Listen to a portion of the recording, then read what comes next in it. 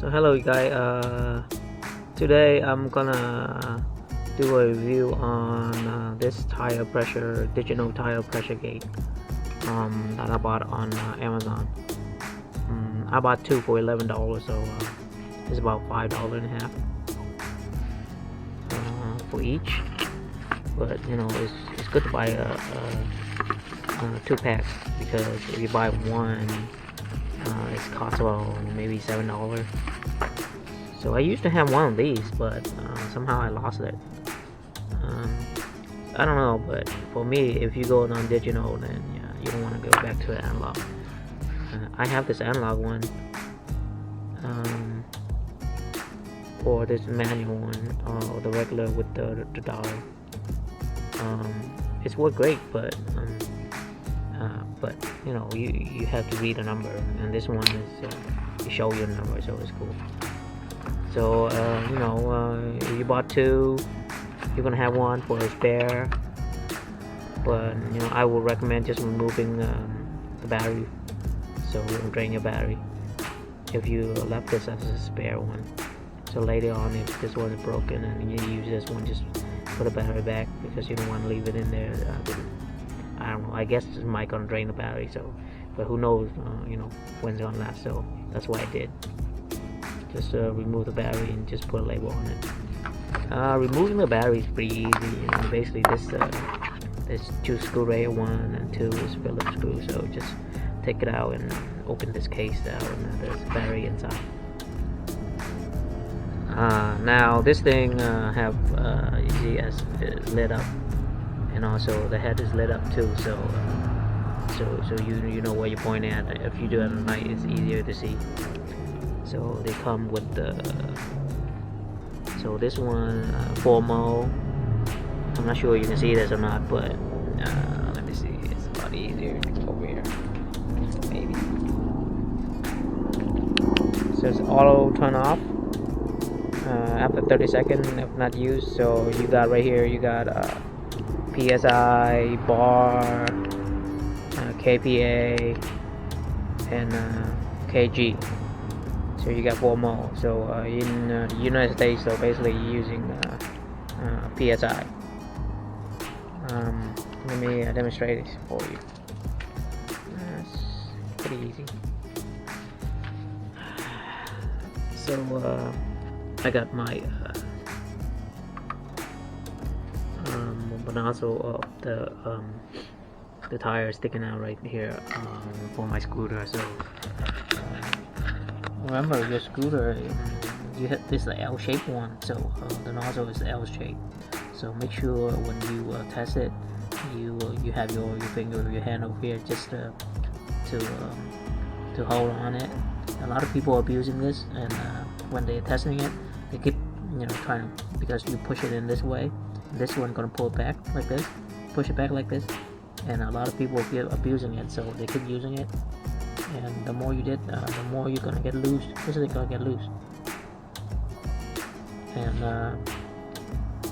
you're gonna have a leak. So you don't want to have that problem. So be careful with just have your hand in the back. So just to kind of station more secure when you're pushing it, so you move this thing a lot.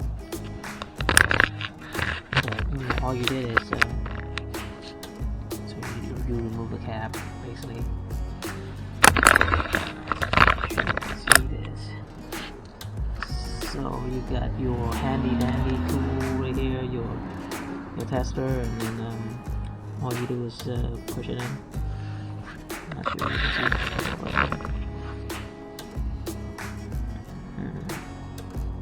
So you push it in, and you should get the read. Mine right now is 25.8, so that's good. You know, it's the right it's a red PSI for my tire, for the tire of the scooter, because as you can see right here, the it said right here, as you can see the manual is up here. The front tire should be somewhere 25.2 psi, and the back is supposed to be 32 30.4 psi. So it's right. So in front right now it's 52.8, so it's fine. So anywhere from 25 to 28 for this tire is fine. And same in the back is at 32, so anywhere from 33 to 30 it should be good. So it's pretty easy. I mean, you can do it on, of course you can do it on the car tire too. It's not a big deal. But it's just, that's what I like about it, So you press one button, turn it on, and then you just push it. And then this one is 30.4, which is fine.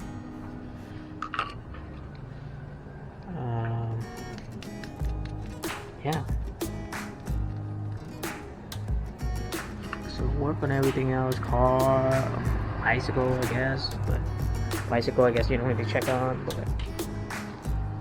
also it's a good tool, it's just randomly I check my scooter like every month or maybe 2 weeks if I need to, if I feel like the tire might be flat. But when you put your car outside on the cold weather, or the cold weather might affect your PSI, so it might go down a little bit. So it's not leaking or anything like that, so you check it. If it's lower